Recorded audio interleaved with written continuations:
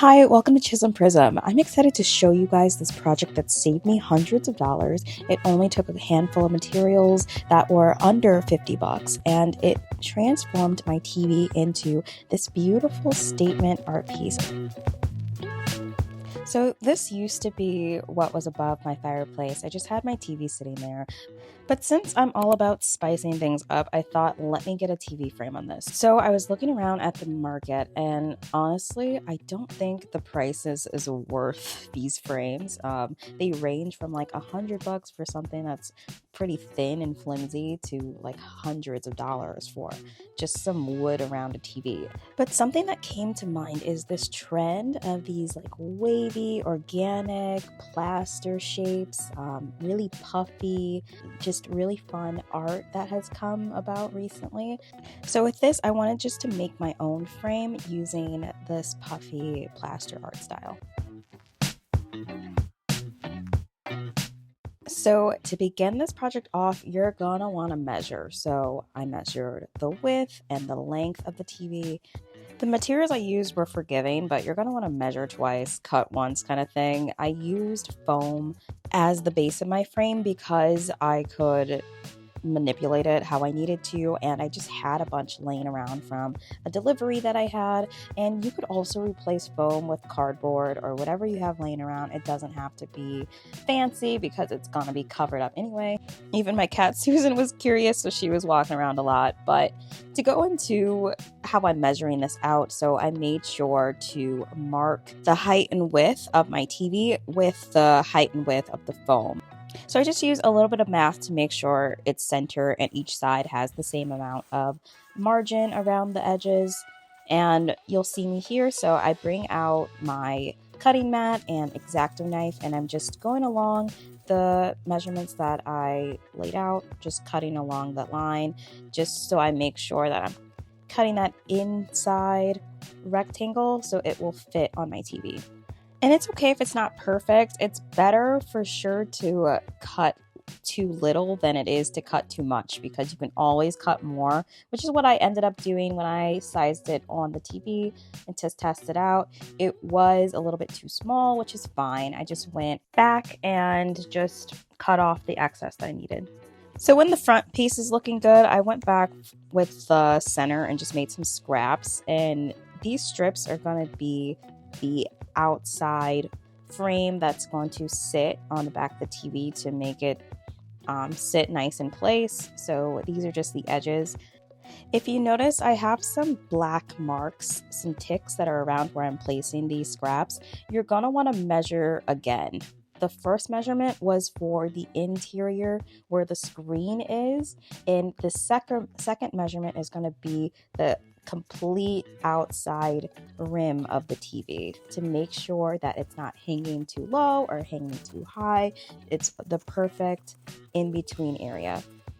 So after I built that, I noticed that I missed something. As I was trying to turn on the TV to test it, I forgot to cut a hole for the sensor so the remote is active. So I made sure to do that, just cut a little square in there, and I was able to turn the TV back on. Then when looking at it, I didn't like how short it looked on the side, so I added some more foam to the sides, and then I was able to cut out my funky shape. And I also went ahead and added just some thicker foam in the back to create some more weight in that backer area.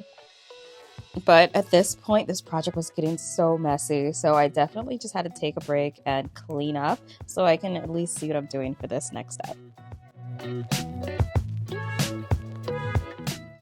Okay, so we have the foam frame built, and in this next part, I wanted to get this wire that I had and create this casing of protection, so when we do start putting the plaster on, it has a base to create that organic shape that we're looking for. I will say this was my least favorite step to do. If I was to go back and do it again, I would do a different approach, but I think I just could have been neater with this because this is the foundation. So when I did lay this out, I went and used my glue gun to just kind of lay it around, but I was a little bit messy with it. I also burned my hands like way too many times doing this. I at some point was just trying to get through this process and it became a little bit lumpy. And I'll tell you, the more effort and time that you put in making this step smooth, the easier every other step is going to be. In the future, I do want to try this look again on some frames and other things, but I will try a different format because I think you could also get away with using a spray foam and carving out when it dries that organic shape that we're looking for instead of using the wires, and that might be a less painful process. So I'm going to try that out. That might be a future video, but just another idea instead of using these wires. And here's just a close-up shot of me wrapping around the wires and attaching it to the foam with my hot glue gun. Here's some of the look around the top of the frame. You can see the wires that's wrapped around. I also needed to go to the back of this and make sure I secured the wire all the way around. Just made sure that it's all glued down and cut cleanly so the wire isn't poking out and jabbing my TV or scratching anything up. You'll see later on with the plaster, I do cover up any loose ends so it's safe to touch. Once I finished that, I put it back on the TV and I noticed that there was one part that was broken, but I just put some foam behind it to make it more sturdy. But it was able to fit, everything still slid in place, so I moved on to the next step. Now, there's something about papier-mâché that I love getting my hands on. I ordered these papier-mâché plaster rolls. This is really handy. I used this in a previous project with my light fixture in my dining room. I have a video on that in my apartment decor video, a playlist, but in this version I bought a bulk of these and I just made multiple strips and went around the frames that I created with the plaster. All you need is some water, so you just dip them in water and you can just lay them anywhere that you need. Because the wireframe that I got was a little more flimsy, there were areas that started to dip in with the weight of the heavier water plaster strips. So I wish I went back and kind of made sure that it was elevated and had like some support within the frame, but it's okay. A day later after it dried, I just went back and just fixed some of those areas with the plaster strips and try to cover up some of the places where it was dipping in.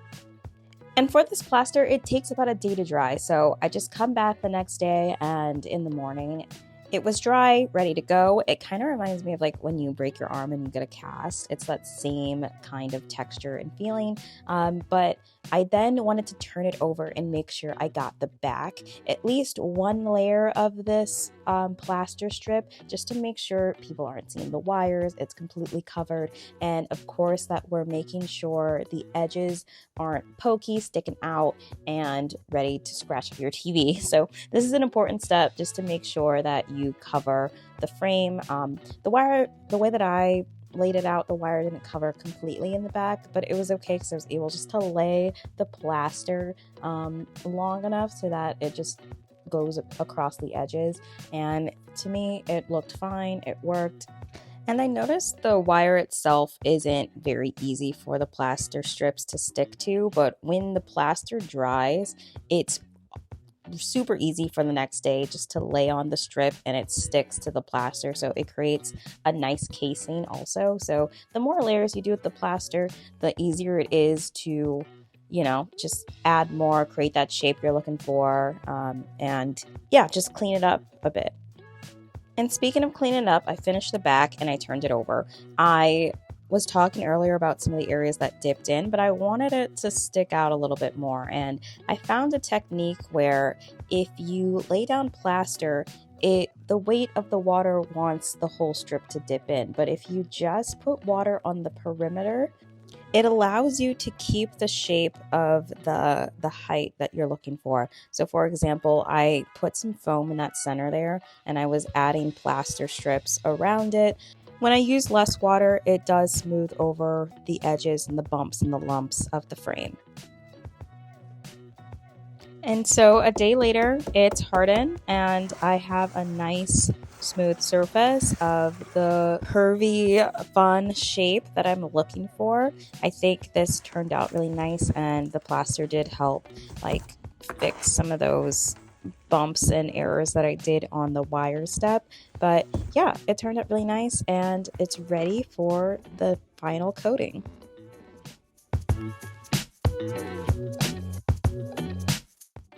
So if you didn't think this would get any messier, I brought out this plaster bag. So this is for pottery and ceramics. I've used this before for different art projects, but in this case, I wanted to make a smooth coating of plaster on the casing that we just made. So the instructions to mix this is 1-to-1 water and the plaster itself, but as I made this first batch, it was just so liquidy that it ran off of the plaster casing entirely.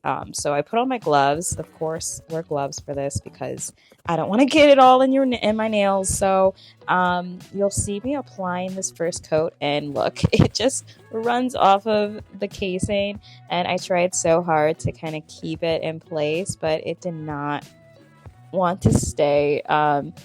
So I definitely made sure in the next round that I was going to do a thicker consistency. So I kind of ended up doing like a 5-to-1 ratio plaster and water, which definitely helped create a nice texture that I could rub across.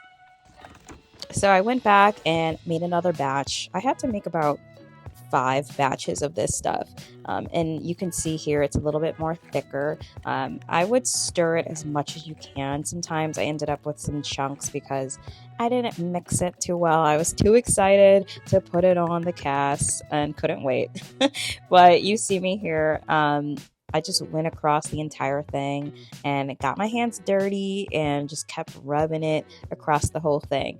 And again, the smoother that you make this step, the less sanding you'll have to do in the next step. So just take your time with it, have fun, try to smooth it out as much as you can before it dries, because it does dry quick. The more plaster that I put in the ratio of the water, the quicker that it ended up drying. So just move quick and try to cover as much surface as you can. This is how it looked the first day of the coating. This is when it dried that night, so you can see it still has that nice plaster texture. But to take this a step further, we're going to do some cleanup on this. I have this sandpaper laying around, so I took a strip and just started rubbing this thing down. So you want to make sure that you got a nice smooth surface. This step does take some time just to make sure that it's smoothed over. I had some chunks in here of some of the plaster, so I had to sand it down a little bit more than I wanted to, but I ended up even having to scrape off some of the bigger chunks, but ultimately it was all worth it. I even had another sander that was easier to hold. Honestly, I should have been wearing gloves. I didn't do that. But I got the job done and just went across this whole thing, sanding away. Again, with this whole project, this is messy. I laid out a huge mat just to capture everything, and I still had dust flying around. So make sure you got some ventilation, open up a window. But if you made it this far, you finally get to see all the hard work paid off. I'm here installing the frame. At first, I was nervous because it was a little bit of a struggle to put in. The plaster itself, as it hardened, it's not as flexible as the foam frame that you had. So here the measurements are important, but it slid in like a glove. I was able to function and use my TV. There, you can see the remote is working. The sensor is still visible. And I had this lovely product by the end of it. I do enjoy the white of this TV, but I'm debating if I should paint it. If you think I should paint it or leave it white, write it down in the comments below. But I do appreciate you for watching, and I'll see you next time.